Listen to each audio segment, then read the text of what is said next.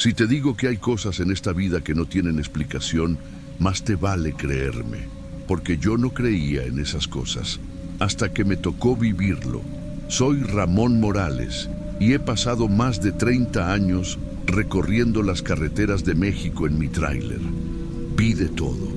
Accidentes terribles, asaltos, incluso cosas que parecían sacadas de una película de terror. Pero nada se compara con lo que vi aquella noche en la carretera de Guadalajara a Colima. Era mi último viaje antes de retirarme. Mi sobrino Diego, un chamaco de 25 años, me había pedido que lo llevara para que conociera la ruta. Él era de esos que no cree en nada, de los que se burlan de las historias de los viejos camioneros. Y aunque yo siempre fui escéptico, había escuchado lo suficiente sobre esa carretera para no tomarlo a la ligera. Salimos tarde de Guadalajara, casi medianoche. La carretera estaba oscura, sin mucho tráfico, solo la luna iluminando el asfalto y el sonido del motor rompiendo el silencio. Pasamos por Ciudad Guzmán y seguimos hacia Atenquique, una zona de muchas curvas y neblina. Ahí es donde empiezan los relatos de apariciones y donde comenzó nuestra pesadilla. Eran las 3 de la mañana cuando la vimos. Primero parecía solo una sombra en la orilla del camino. Diego fue el primero en notarla y con su actitud burlona dijo: «Mira, tío, ahí está la Llorona».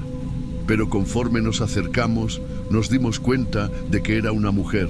Iba cubierta con un rebozo negro, caminando despacio con la cabeza baja. Algo dentro de mí me dijo que no parara, pero Diego insistió. «Vamos a preguntarle si necesita ayuda».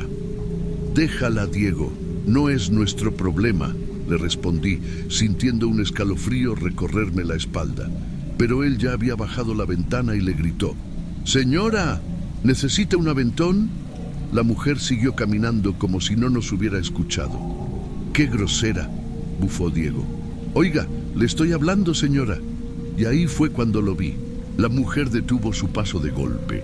Su cabeza tembló como si tuviera un espasmo y entonces giró lentamente, pero no tenía rostro.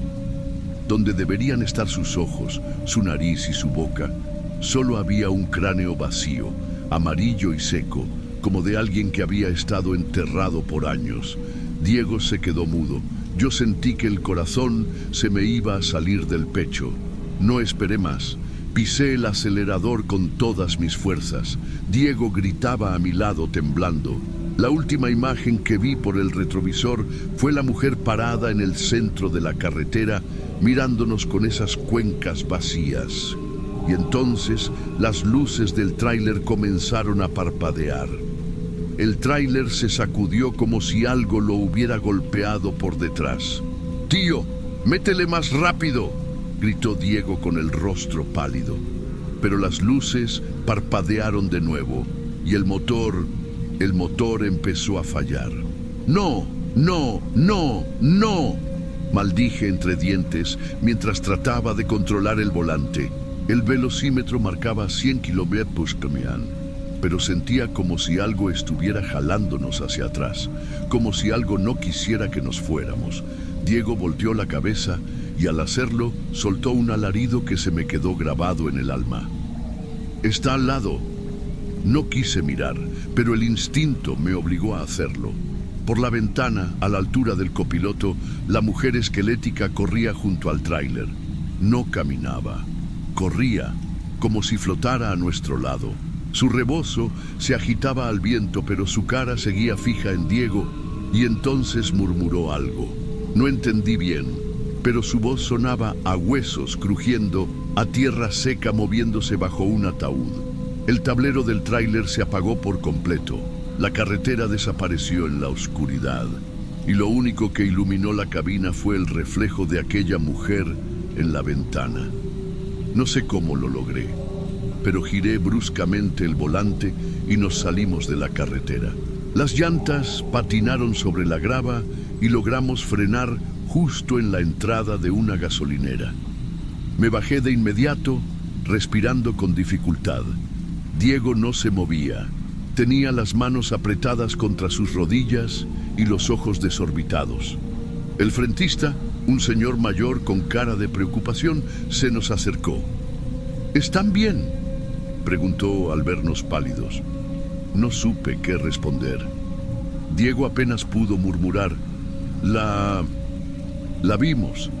El frentista nos miró con una expresión sombría y asintió lentamente. No son los primeros. Nos llevó a una mesa dentro de la tienda y nos sirvió café caliente. Se sentó frente a nosotros y con voz baja nos contó lo que ya había escuchado antes. Esa mujer aparece en la carretera desde hace años. Dicen que era una madre que murió en un accidente aquí mismo, buscando a su hijo que también murió en la vía. Otros dicen que es la misma muerte, eligiendo a quien se lleva. Diego intentó reír, pero su voz tembló. Entonces, nos salvamos. El frentista nos miró fijamente. A veces la muerte no viene de inmediato, a veces solo deja un aviso. Me estremecí. No quería escuchar más. Esa noche decidí quedarme en la gasolinera, pero Diego, aún incrédulo, llamó un taxi para irse directo a Colima. No seas necio, cabrón, le advertí. Quédate aquí. Pero él no me escuchó. La última vez que lo vi fue cuando el taxi se alejó en la carretera oscura. Y fue la última vez que lo vi vivo. Me desperté al amanecer con el sonido insistente de mi teléfono. Era un número desconocido, pero en cuanto respondí, sentí un escalofrío recorrerme el cuerpo. ¿Usted es familiar de Diego Morales? Mi corazón se detuvo. Sí, soy su tío. El oficial al otro lado de la línea suspiró. Señor, su sobrino tuvo un accidente esta madrugada. El café que estaba a punto de tomar se me cayó de las manos. No. ¿Dónde? En la carretera, cerca de Atenquique. Sentí que me faltaba el aire. ¿Está bien?, pregunté con la esperanza de que me dijeran que solo se trataba de un susto, pero lo que me respondieron me dejó helado. Lo sentimos mucho. El vehículo perdió el control y cayó en una zanja. El conductor sobrevivió, pero su sobrino murió en el impacto. Me quedé en silencio. Mi mente no quería aceptar lo que estaba escuchando. No podía ser una coincidencia. No podía. Colgué el teléfono sin decir nada más. En mi interior ya sabía lo que había pasado. La dama de la carretera había venido por él. Me dirigí al lugar del accidente con las manos temblando en el volante. Cuando llegué, vi la patrulla, una ambulancia y el taxi completamente destrozado a un lado de la carretera. El conductor estaba sentado en el suelo, con la mirada perdida. Yo no lo entiendo, balbuceaba. Íbamos bien, pero de repente, ella estaba ahí. Mi sangre se congeló. ¿Quién?, pregunté en voz baja. El hombre me miró con los ojos desorbitados. La mujer, la de negro, se paró en medio de la carretera. Yo intenté frenar, pero el coche giró y nos salimos del camino. Miré el vehículo destrozado y tragué saliva. Un oficial se acercó y me puso una mano en el hombro. Lo sentimos mucho, señor. No dije nada. Solo di un paso hacia el taxi y entonces lo vi. Justo al lado del vehículo, entre los arbustos, había algo. Era un rebozo negro, un rebozo viejo, raído, con manchas oscuras. Un viento helado sopló y sentí que alguien me observaba. Volteé hacia la carretera. A lo lejos, en la curva donde la habíamos visto por primera vez, estaba ella, inmóvil, mirándome. Me subí al tráiler, encendí el motor y me alejé de ahí lo más rápido que pude. Nunca volví a esa carretera, nunca volví a conducir de noche. Y hasta el día de hoy, cuando cierro los ojos, todavía veo esa figura envuelta en sombras, esperando a su próxima víctima.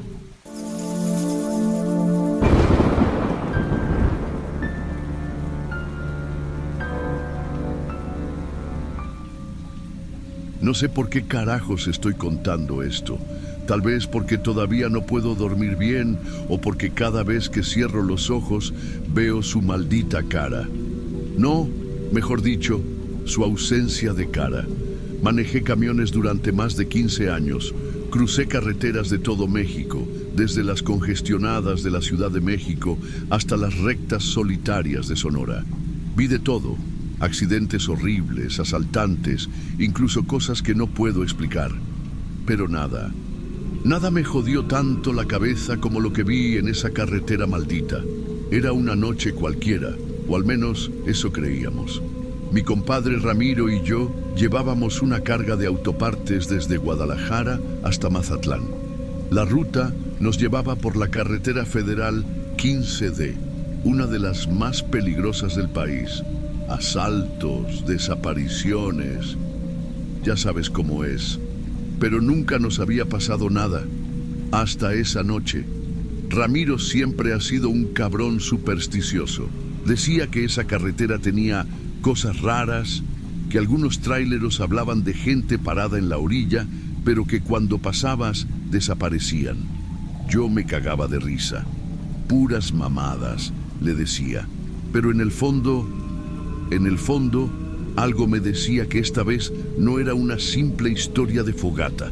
Pasábamos por un tramo sin luces, pura oscuridad.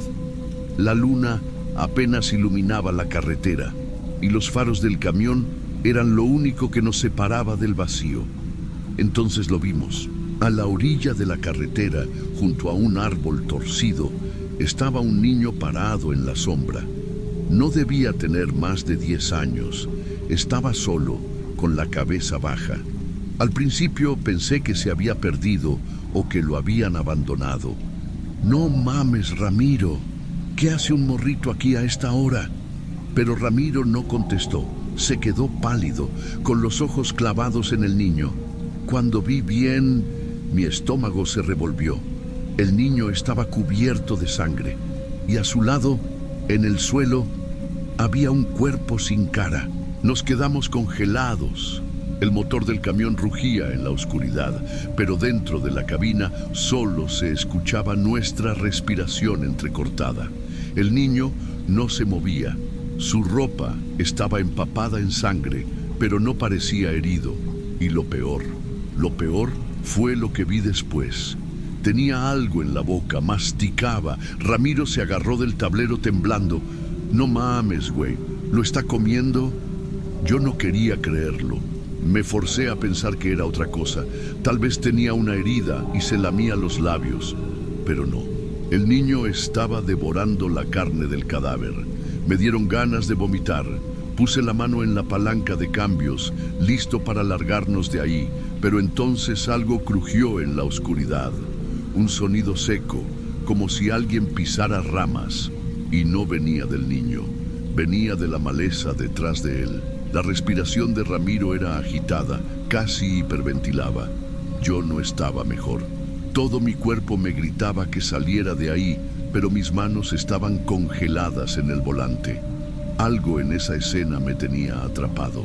El niño seguía ahí, masticando lentamente, como si saboreara cada pedazo de carne. Su mandíbula se movía con una calma que no era humana. No lloraba, no pedía ayuda. Solo comía. Pero lo que me hizo reaccionar no fue él, fue lo que había detrás. Al principio solo vi sombras entre los árboles. Algo se movía, alto, ágil, observándonos. Y entonces de la maleza salió una mano. No era una mano normal. Era huesuda, larguísima, con dedos flacos y afilados como garras. ¡Vámonos, cabrón!, gritó Ramiro, y esa fue la señal que necesitaba. Metí el cambio, pisé el acelerador a fondo y el camión rugió con toda su fuerza. Las llantas rechinaron sobre el asfalto y por un segundo pensé que no nos moveríamos. Pero el camión respondió y nos largamos de ahí como alma que lleva el diablo. Ramiro miró por el retrovisor y lo que vio lo dejó sin habla. No puede ser. Levanté la vista por el espejo. El niño seguía ahí. No corrió, no gritó. Solo se quedó parado en el mismo lugar, con la boca llena de carne, pero la sombra detrás de él, esa sí se movía. Vi la silueta desaparecer entre los árboles con una velocidad inhumana, y en mi cabeza solo pensé una cosa: esto no es normal, esto no es humano. Manejamos sin parar hasta llegar al primer pueblo que encontramos. Entramos directo a la estación de policía. Todavía temblábamos. Un oficial gordo, con bigote espeso y mirada cansada, nos vio llegar y levantó la ceja. ¿Qué pasó?, preguntó con tono aburrido. Yo intenté explicarlo. Le conté sobre el niño, el cadáver, la cosa que vimos entre los árboles. Esperaba que se pusiera alerta, que llamara a alguien, que hiciera algo, pero lo único que hizo fue suspirar y reclinarse en su silla. ¿A qué hora fue esto?, preguntó sacando un cigarro. Como a las 3, dije, todavía con la voz entrecortada. Encendió el cigarro. Inhaló lento. Exhaló el humo en un largo suspiro. Y entonces nos miró con la misma calma que el niño masticando su carne. No vuelvan a pasar por ahí de noche. Esa fue toda su respuesta. No nos preguntó más. No pidió pruebas. Ni siquiera se molestó en anotar un reporte. Era como si ya lo supiera. Pero había un puto niño devorando un cadáver. Solté, exasperado. El policía nos miró y por un instante vi algo en sus ojos. No miedo, no sorpresa, resignación. «Miren, cabrones», dijo, tirando la colilla al suelo y aplastándola con el pie. «Si tienen algo de inteligencia, den la vuelta y sigan su camino. Hay cosas que es mejor no entender». Se levantó y se fue a la parte trasera de la estación. Así de simple. Ramiro y yo nos quedamos en silencio. El miedo se convirtió en una sensación peor: incertidumbre. Nos largamos del pueblo sin hablar, pero en mi cabeza solo había una pregunta: ¿cuántos más han visto lo que vimos? ¿Y por qué nadie hace nada? El camino de regreso fue silencioso. Ramiro miraba por la ventana con la cara pálida y las manos apretadas sobre sus rodillas. Yo intentaba concentrarme en manejar, pero las imágenes seguían ahí, grabadas en mi mente. El niño, la carne entre sus dientes, la sombra detrás de él y la voz del policía resonando en mi cabeza: no vuelvan a pasar por ahí de noche. Pero, cabrón que soy, no me gusta quedarme con dudas. Las palabras del oficial no hicieron más que avivar mi maldita curiosidad. Algo estaba mal en esa carretera y quería saber qué era. «Vamos a regresar», dije de pronto. Ramiro se giró tan rápido que pensé que se le iba a zafar el cuello. «¿Qué chingados dices?» «Quiero verlo otra vez. Algo no cuadra». «No mames, Héctor. ¿Tienes idea de lo que acabamos de ver? Eso no era normal, güey. Por eso mismo, no puedo dejarlo así». Me miró con rabia. O con miedo. Tal vez ambas. «¿Quieres ser el siguiente?», soltó entre dientes. «No jodas, Héctor. Vámonos a Mazatlán. Entregamos la carga y nos olvidamos de esto». Pero yo ya había tomado una decisión. Y unas horas después, cuando el sol comenzó a ponerse, regresamos a la carretera maldita. Llegamos al mismo tramo donde lo habíamos visto. Pero ahora no había nadie. El árbol seguía ahí, y a un lado, donde antes estaba el cadáver, solo quedaba una mancha oscura en la tierra seca. «¿Y ahora qué?», susurró Ramiro, como si tuviera miedo de hablar muy fuerte. No supe qué responder. Todo estaba demasiado callado. No había viento, no había grillos, solo un puto silencio espeso, como si la carretera contuviera la respiración. Y entonces sentí el escalofrío. Era una sensación que no había sentido antes. No era solo miedo. Era como si el aire se hiciera pesado, como si algo nos estuviera mirando. «Héctor», dijo Ramiro en voz baja. «Ya lo sé». No sabíamos de dónde venía esa sensación, hasta que miramos la maleza. Ahí estaba, no el niño. La cosa que lo acechaba era alta, más alta que un hombre, larga y flaca, con la piel pegada a los huesos. No tenía ojos, pero sabíamos que nos veía. Y entonces el niño salió de entre los árboles, con la misma ropa ensangrentada, con el mismo pedazo de carne en la boca y con la misma sonrisa de algo que nunca fue humano. Ramiro gritó y corrió al camión. Yo lo seguí, con el corazón en la garganta. Encendí el motor y pisé el acelerador a fondo. Pero mientras arrancábamos, miré una última vez por el espejo retrovisor. El niño ya no estaba, pero la sombra sí. Nos observaba desde la maleza y justo antes de que la carretera nos tragara en la oscuridad, la cosa inclinó la cabeza, como si se burlara de nosotros, como si nos dejara ir por ahora. No volvimos a hablar de lo que pasó. Ramiro renunció después de esa entrega. Se fue a vivir al sur y nunca más quiso manejar de noche. Yo, en cambio, seguí manejando, pero jamás volví a tomar esa carretera. A veces, cuando escucho a otros camioneros contar historias de niños en la carretera, solo guardo silencio, porque yo sé la verdad.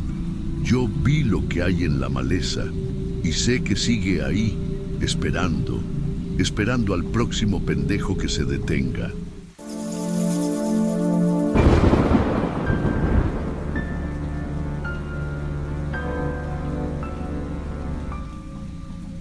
Nunca fui de esos que creen en fantasmas ni en historias de carretera, pero lo que viví aquella noche en la carretera 85D me hizo tragarme todas mis palabras.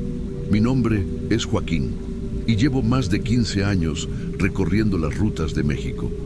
Esta historia pasó hace unos años, cuando mi hermano menor, Raúl, se unió a mi vida de camionero. Íbamos de Monterrey a Ciudad Victoria, un trayecto de rutina, pero esa noche nada fue normal. Salimos de Monterrey casi a las 9 de la noche. La carga era de autopartes y el camino estaba despejado. Raúl iba a mi lado, medio dormido, con la cabeza apoyada en la ventana. Él siempre ha sido nervioso con esto de los asaltos en la carretera, y no lo culpo. La zona de San Fernando es conocida por cosas bien pesadas: secuestros, robos, desapariciones, pero lo que encontramos fue algo peor.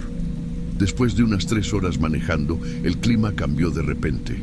Apareció una neblina espesa que nos obligó a bajar la velocidad. La carretera se sentía extrañamente silenciosa, como si estuviéramos solos en el mundo.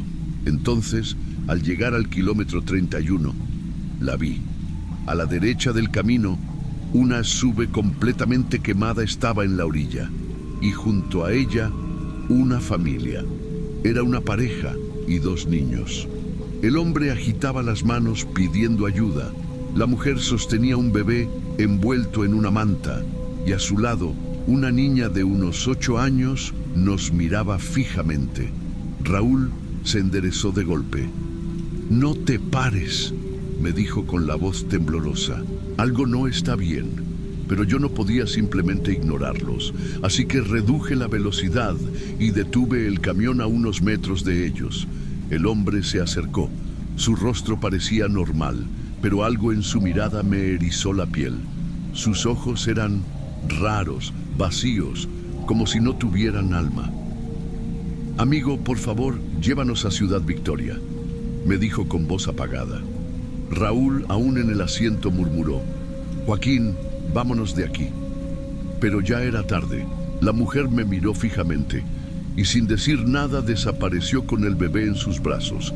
El hombre y la niña aún estaban ahí, hasta que en un parpadeo también se desvanecieron. Me quedé helado. Raúl comenzó a hiperventilar. Metí reversa y pisé el acelerador sin mirar atrás. No tenía idea de que el verdadero terror apenas estaba por comenzar. Llegamos a un pequeño parador de traileros en San Fernando con el corazón en la garganta. Apenas bajamos del camión, Raúl se fue directo al baño a echar agua en su cara. Yo, en cambio, fui por un café bien cargado. Mientras me servía, vi a un camionero mayor sentado en una mesa, con un cigarro a medio consumir en la mano. Su cara estaba llena de arrugas, pero lo que más me llamó la atención fueron sus ojos. Los tenía fijos en mí, como si ya supiera lo que nos había pasado. Me acerqué y él ni se inmutó. ¿Vienes de la 85D? Preguntó con voz ronca. Asentí, tragando saliva. A Calaima 31, sentí un escalofrío recorrerme la espalda. Sí, ¿cómo lo sabe? El hombre exhaló el humo lentamente y dijo con un tono sombrío: porque no eres el primero que los ve. En ese momento, Raúl salió del baño y se sentó junto a mí. Estaba pálido. El viejo camionero, a quien llamaban el Güero, nos contó la historia. Hace 5 años, una familia intentó cruzar la frontera sin pagar cuota. Los detuvieron antes de llegar a San Fernando y los quemaron vivos dentro de su camioneta. Mi estómago se revolvió. Desde entonces, continuó, los han visto en la carretera pidiendo ayuda. Algunos se paran y nunca los vuelven a ver. ¿Qué? Raúl casi gritó. Nos van a matar. El Güero negó con la cabeza. No lo sé, pero si ya los viste, entonces ellos también te vieron a ti. Raúl y yo nos miramos. No había manera de que pasáramos otra noche en ese pueblo maldito. Nos subimos al camión y seguimos nuestro camino hacia Ciudad Victoria, queriendo olvidar lo que vimos. Pero lo que no sabíamos es que la carretera no nos iba a dejar olvidar. Faltaban unas 2 horas para llegar a Ciudad Victoria cuando todo se repitió. La misma neblina cubrió la carretera, el olor a humo invadió la cabina, el radio empezó a fallar con estática. Y luego los vi, de nuevo. A la derecha del camino, la familia del kilómetro 31 estaba allí, esperando. ¡No puede ser!, grité. Pero esta vez no solo estaban parados, corrían hacia nosotros. Mi piel se puso de gallina cuando vi la cara del hombre. Su piel estaba quemada, se derretía en su rostro. Raúl comenzó a temblar. Dios mío, Joaquín, acelera. Pero el camión empezó a fallar. La velocidad bajó sola, como si algo lo estuviera deteniendo. El radio, entre la estática, soltó un susurro aterrador. ¿Por qué no nos ayudaste? Y entonces lo vi en el espejo retrovisor. La mujer estaba sentada en la parte de atrás del camión, sosteniendo al bebé y llorando. El camión se apagó de golpe. Los faros se apagaron. El motor murió. Solo quedamos nosotros y la oscuridad. Raúl estaba paralizado. Yo intenté girar la llave, pero nada. El camión no respondía. Joaquín, mira el parabrisas. Mi hermano tenía la voz quebrada. Giré lentamente la cabeza y ahí estaba ella, la mujer de la manta. Su rostro estaba cubierto de cenizas y tenía la piel quemada, con la carne desprendiéndose de sus mejillas. Sus ojos eran 2 huecos negros y desde su boca abierta salía un chillido imposible de describir. Me quedé sin aire. ¡Bam! El golpe en la puerta del conductor me hizo saltar en mi asiento. Miré de reojo y vi al hombre calcinado golpeando el vidrio con los nudillos carbonizados. «¡Déjanos entrar!», gruñó con una voz distorsionada. Mi cuerpo no reaccionaba. Raúl lloraba. Entonces sentí el calor. Era como si la cabina se estuviera incendiando desde adentro. Mi piel ardía. Vi a Raúl rascarse los brazos con desesperación, como si sintiera que algo lo quemaba. La SUV apareció frente al camión, pero ahora no era una chatarra carbonizada. Era la SUV como era antes del incendio. Y lo peor, las sombras de la familia estaban dentro. El hombre levantó su mano hacia nosotros. «No nos dejen morir otra vez». El olor a carne quemada fue lo que me despertó del trance. Extendí la mano hacia las llaves del camión y giré con todas mis fuerzas. El motor encendió. No sé cómo lo hice, pero pisé el acelerador y salí de ahí como un maldito loco. No miré atrás. Raúl apenas podía respirar. Su piel estaba cubierta de cenizas. El GPS marcó la entrada a Ciudad Victoria. Habíamos escapado, o eso creí. Cuando llegamos a un mecánico para revisar el camión, el tipo nos miró raro. ¿Dónde demonios estuvieron? ¿Por qué?, pregunté, todavía temblando. El tipo sacó un trapo y frotó el parabrisas. La huella de una mano carbonizada quedó marcada en el vidrio. Nos miró pálido. Este camión parece que pasó por un incendio. Raúl se levantó sin decir una palabra.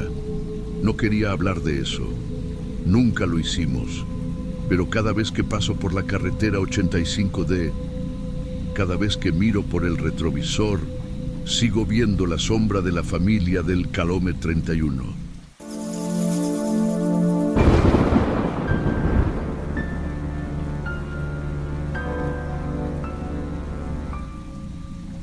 Si hay algo que aprendes cuando llevas años manejando un tráiler, es que hay carreteras en las que no debes confiar.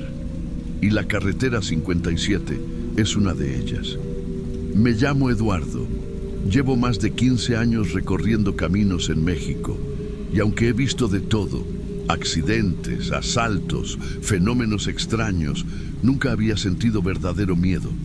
Hasta aquella noche. Eran casi las 3 de la madrugada, el peor horario para cualquier camionero. El cansancio te empieza a pesar en los ojos. Las sombras parecen moverse a los lados del camino y el frío se te mete en los huesos aunque vayas con las ventanas cerradas. Esa noche transportaba una carga de autopartes rumbo a Querétaro. Sabía que tenía que cruzar un tramo de la carretera que los colegas llamaban la curva de los condenados. Ahí se aparece algo, güey, y los que lo ven se mueren en accidentes raros, me había dicho un amigo días antes. Puras historias para espantar novatos, pensé, hasta que lo viví en carne propia.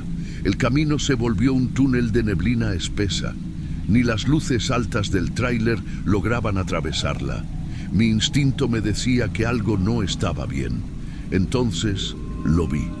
Al costado del camino una mujer de blanco se paraba inmóvil, como si me esperara. Su cabello negro cubría su rostro, pero pude ver sus manos, largas, huesudas, casi cadavéricas. No mames, murmuré, sintiendo un escalofrío recorrerme la espalda. Pensé que sería una persona pidiendo ayuda, pero cuando pasé junto a ella, desapareció. El radio del tráiler comenzó a chillar con interferencia. ¡Ah! Un grito desgarrador explotó dentro de la cabina. No venía del radio, venía de adentro. Giré la cabeza y ahí estaba, sentada en el asiento del copiloto. Su rostro, Dios, su rostro, era una mezcla de muerte y dolor, como si su piel estuviera pegada al cráneo, con los ojos completamente negros y una boca desencajada por el grito. Pisé el acelerador con toda mi fuerza, sintiendo mi corazón martillando en mi pecho. Pero no importaba cuánta velocidad tomara, ella seguía ahí. El aire en la cabina se volvió helado, tan frío que mis manos en el volante se sentían rígidas. No me atrevía a mover la cabeza, pero sabía que estaba ahí, sentada a mi lado. Podía sentir su presencia. No es real, no es real, susurré, intentando convencerme. Pero entonces, sin girar la cabeza, vi su reflejo en el parabrisas. No tenía ojos, solo dos cuencas oscuras y profundas. Mi respiración se volvió errática. Mi única opción era acelerar y salir de esa carretera maldita lo antes posible. Pisé el acelerador con toda mi fuerza, sintiendo cómo el tráiler temblaba bajo la velocidad. Pero algo andaba mal. El motor empezó a perder potencia, como si alguien estuviera jalando el tráiler hacia atrás. Las luces del tablero parpadearon. La radio crujió con estática. ¡No, no, no jodas ahora!, grité golpeando el volante. Entonces sentí su mano sobre mi pierna. Un tacto helado, huesudo, imposible de describir. Fue en ese momento que escuché su voz. Un susurro que parecía venir desde el fondo del infierno. Mis hijos. ¿Dónde están mis hijos? El grito que solté no lo olvidaré nunca. No era un grito de miedo, era puro pánico. Jalé el volante sin pensar, intentando sacudirla de alguna forma. El tráiler se desvió violentamente y estuve a punto de volcarme. Pero en el momento en que el vehículo se sacudió, ella desapareció. Con el corazón aún martillando en mi pecho, seguí manejando sin parar hasta ver las luces de una parada de camiones en San Luis Potosí. Me estacioné a un lado, respirando como si hubiera corrido un maratón. Las manos me temblaban tanto que tuve que esperar varios minutos antes de poder salir del tráiler. Sentía el cuerpo helado y el alma hecha pedazos. Caminé hasta una mesa donde un grupo de camioneros tomaba café y platicaba. Me acerqué y sin pensarlo dos veces les solté: acabo de ver a La Llorona en la carretera. El grupo se quedó en silencio. Algunos intercambiaron miradas. Uno de ellos, un hombre mayor de cabello canoso, dejó su taza en la mesa y me miró serio. Cuéntanos exactamente lo que viste. Les relaté todo: la neblina, la mujer en la orilla de la carretera, el grito dentro de la cabina, su reflejo en el parabrisas. Algunos rieron, otros movieron la cabeza con incredulidad, pero el viejo camionero no se rió. No eres el primero que la ve, dijo en voz baja. Esa cosa ha estado en esa carretera desde hace años. Me incliné hacia adelante, sintiendo un escalofrío recorrerme el cuerpo. ¿Y qué pasa con los que la ven?, pregunté con la boca seca. El viejo bajó la mirada como si dudara en responder. Depende, dijo finalmente. Si la escuchaste gritar, pero no rezaste, es posible que ya estés marcado. No supe qué contestar. Sentí un nudo en la garganta y un sudor frío bajando por mi espalda, porque en ese momento me di cuenta de algo. Nunca recé. Las palabras del viejo camionero se me quedaron clavadas en la mente. Si la escuchaste gritar y no rezaste, es posible que ya estés marcado. No respondí nada. Solo me quedé ahí, con un nudo en la garganta, sintiendo que mi destino ya estaba escrito. Pero no podía quedarme en esa parada de camiones para siempre. Tenía que seguir mi ruta. Volví al tráiler y me senté al volante.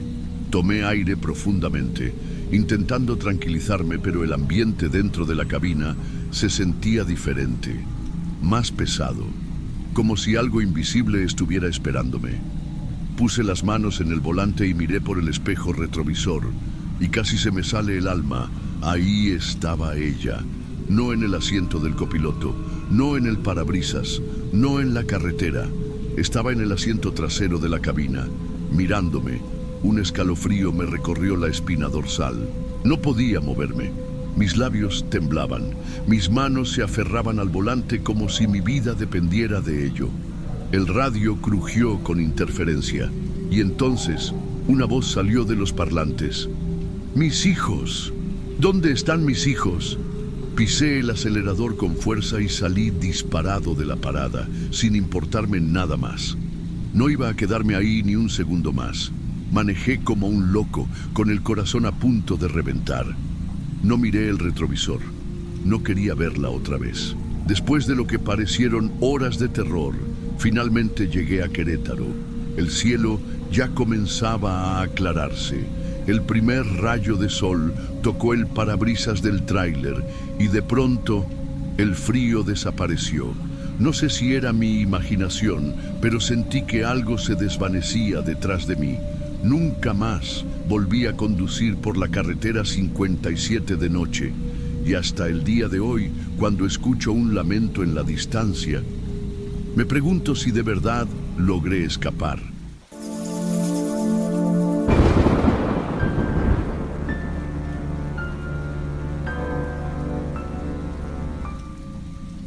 Si hay algo que todo camionero aprende con los años, es a respetar las historias de la carretera.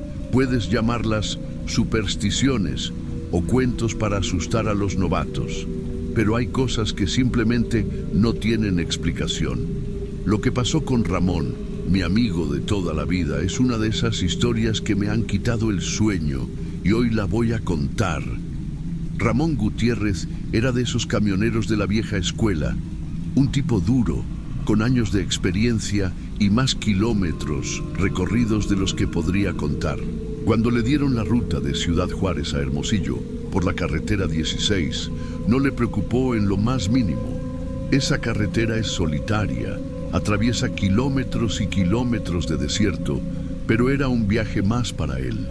Me llamó por la radio cuando estaba en un pequeño paradero en Llanos, cargando combustible y comprando un café. Charlamos un poco y en un momento me dijo, medio en broma, «Oye, güey, aquí hay un viejo que dice que no debo manejar de noche por esta carretera, que hay cosas raras». Me reí. Todos sabemos que los viejos en las gasolineras siempre tienen algo que contar. No le hagas caso, compadre. Seguro quiere que te quedes a comprar más café. Ramón también se rió. No era alguien que se dejara asustar fácilmente. Subió a su camión y siguió su camino. Pero lo que no sabíamos es que esa sería la última vez que hablaríamos como antes. Eran casi las 11 de la noche cuando volví a escuchar su voz por la radio. Pero algo en su tono me puso los pelos de punta. «Miguel, ¿sigues ahí?» Su voz sonaba tensa. «Aquí sigo, compadre. ¿Todo bien?» Hubo un silencio incómodo. Luego, en voz baja, como si tuviera miedo de que alguien más lo escuchara, dijo, «Estoy viendo luces en el cielo. No son aviones, no son drones, se mueven raro». Me acomodé en mi asiento sintiendo un escalofrío. ¿Qué tan lejos están? No sé. Primero parecían lejos, pero ahora siento que están sobre mí. La señal de la radio comenzó a fallar. Su voz se escuchaba entrecortada, como si algo estuviera interfiriendo con la transmisión. De repente soltó un grito ahogado. ¡Madres! ¡El tablero se volvió loco! Después de eso, solo hubo estática. Intenté llamarlo varias veces. Nada. Algo estaba muy mal. Y yo tenía un mal presentimiento. Me quedé con el radio en la mano, esperando que la señal volviera. Pero lo único que escuchaba era un zumbido bajo y constante. Algo en ese sonido me ponía la piel de gallina. No era la estática común. Era como un silbido metálico que se metía en los oídos. Intenté llamar a Ramón otra vez. ¡Ramón! ¿Me escuchas? Silencio. Luego, un ruido distorsionado, como si alguien estuviera respirando fuerte al otro lado. Y entonces lo escuché. No era Ramón, era otra voz, metálica, fría, no humana. «¡No pertenece aquí!» El maldito zumbido subió de volumen, como si estuviera dentro de mi cabeza. Me tapé los oídos, pero no sirvió de nada. El radio empezó a chisporrotear y de repente los gritos de Ramón inundaron la frecuencia. «¡No son humanos! ¡Dios mío, no son humanos! ¡Miguel, ayúdame!» Su voz estaba llena de pánico y luego un grito desgarrador y silencio. A la mañana siguiente, Ramón fue encontrado en medio de la carretera, descalzo y con la mirada perdida. Un camionero que venía de Hermosillo lo vio caminando a un lado de la vía, con la ropa rasgada y los pies llenos de polvo. Se detuvo de inmediato y corrió hacia él. «Hermano, ¿qué te pasó?» Ramón lo miró, pero sus ojos estaban vacíos, como si estuviera viendo a través de él. «No sé», susurró con voz temblorosa. «No sé quién soy». Llamaron a la policía y lo llevaron a un hospital en Hermosillo. Cuando llegué, ya estaba en una habitación, pero no era el mismo Ramón que yo conocía. No hablaba, apenas reaccionaba a su entorno. Era como si algo dentro de él se hubiera apagado. Lo único extraño que encontraron en su cuerpo fueron unas marcas en la nuca, pequeños puntos, como si le hubieran inyectado algo. Cuando lo vi sentado en la cama, con la mirada clavada en la ventana, sentí un escalofrío recorrerme la espalda. Ramón había vuelto, pero algo en él se había quedado en esa carretera. Los médicos decían que Ramón no tenía ningún daño físico, pero algo en su mente estaba roto. Intenté hablar con él, recordarle quién era, su familia, su trabajo, pero nada. Apenas me miraba. Sus ojos ya no tenían esa chispa de vida. Era como si estuviera viendo algo que nadie más podía ver. Los días pasaban y Ramón no mejoraba. Su esposa lo visitaba todos los días, le hablaba, le tomaba la mano, pero él solo se quedaba en silencio, mirando por la ventana. Una noche, mientras yo estaba en el pasillo del hospital, un enfermero se me acercó. Anoche lo escuché murmurando algo. ¿Qué dijo? El enfermero tragó saliva, nervioso. Decía: ellos vendrán por mí. Se me heló la sangre. Esa misma noche, Ramón desapareció. La policía buscó por todas partes, pero era como si se lo hubiera tragado la tierra. No había rastros de que hubiera salido del hospital, ni cámaras, ni testigos, nada. Solo su cama vacía y la ventana abierta. Pasaron meses sin noticias. Yo intenté seguir con mi vida, pero la historia de Ramón me perseguía, hasta que una madrugada llegó un paquete sin remitente a mi casa. Era un disco. Lo puse en mi computadora, con el corazón latiéndome en la garganta. Era un audio grabado de la frecuencia de radio de aquella noche, y ahí estaba la voz de Ramón, gritando desesperado. Luego, el maldito zumbido, y al final, una voz metálica, distorsionada, que dijo con frialdad: él no pertenece a este lugar. Sentí un escalofrío recorrerme la espalda. Apagué la computadora de golpe y respiré hondo. Desde ese día no volví a conducir por la carretera 16. Y aunque nadie lo dice en voz alta, los camioneros que viajan de noche en el desierto de Sonora saben que hay algo ahí afuera. Algo que se lleva a los que no deberían estar aquí.